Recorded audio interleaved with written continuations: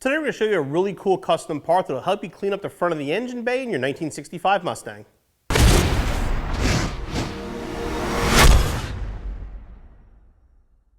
This is CJ Classic's radiator opening cover. What this is going to do, this is going to fit between your grille and your radiator support in your 65 Mustang. It provides a smooth panel for this area so it'll hide everything down here, give it a much cleaner look. Once you paint it body color, it gives it a nice custom touch as well. For this installation, you need a 1/4-inch ratchet, 8mm socket, 1/2-inch socket, 1/8-inch Allen key, 5/8 wrench, 3/8 wrench, marker, Phillips head screwdriver, drill, pilot bit, 3/16 drill bit, 1/4-inch drill bit, and safety glasses.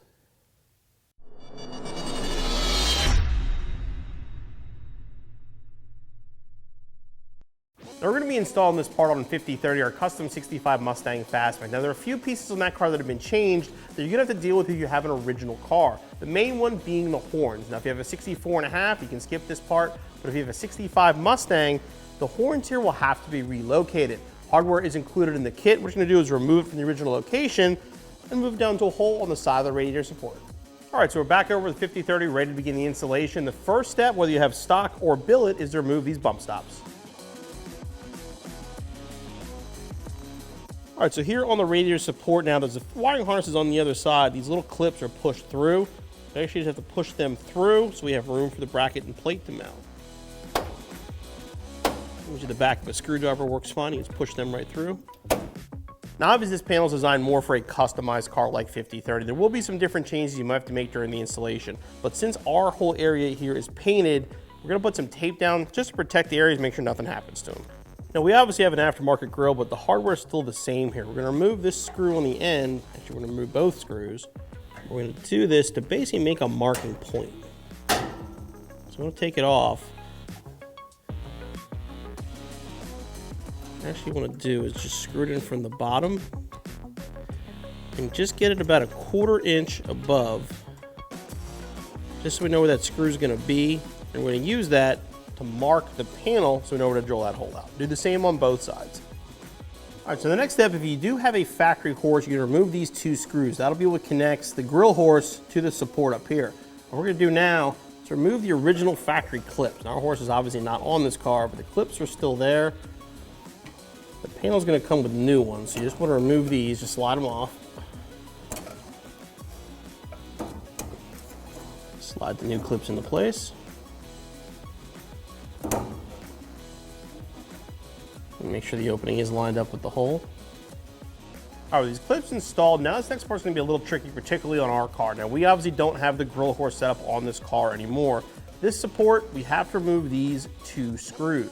Now, once we put our new radiator support, our cover in place, the cover is going to be supported by this and this, so it'll be fine. But for now, this actually won't be bolted on. But we're going to bolt this to our new cover.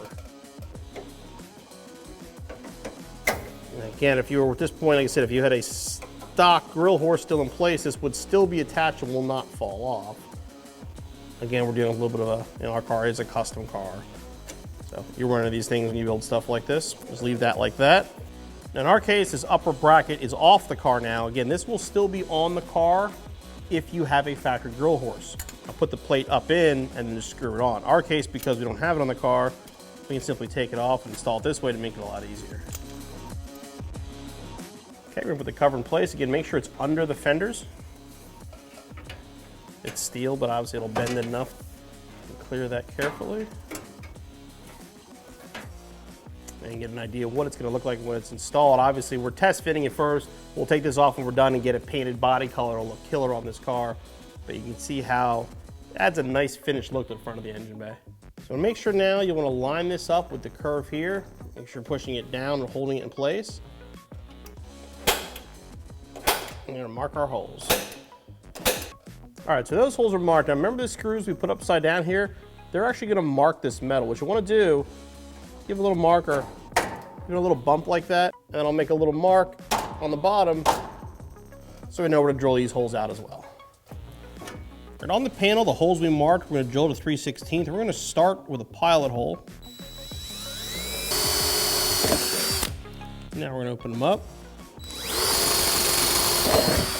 Now our car has a custom radiator setup. We removed our bracket so we can slide it back, but you want to get behind the support before you drill the support and make sure the wiring harness is out of the way. Make sure there's basically nothing that you can drill into by mistake.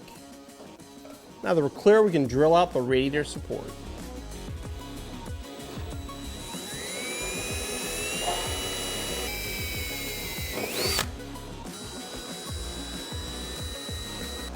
Now the pilot holes are drilled, we're going to open them up to a 1/4 inch. Okay, now we're going to put the panel back up into place. I'm just going to get an idea of how everything lines up.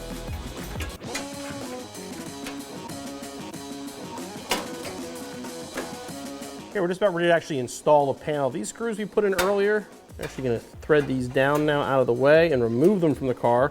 The kit does come with new hardware. At this point, you want to put a little paint or some clear around these threads, just to make sure you don't have any rust in the future. Okay, now you want to start installing hardware. Now again, if you have the grill horse first, that's where you're going to want to start. Since we don't, we're just going to start on the sides.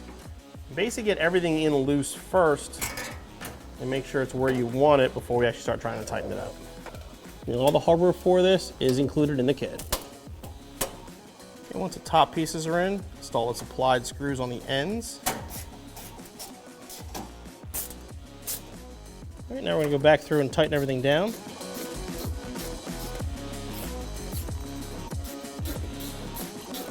Now the last step for proper fitment is we want to reinstall the hood bumpers. Since we can't put them here, what we're going to do is remove these bolts, the front fender bolt, and put them right there.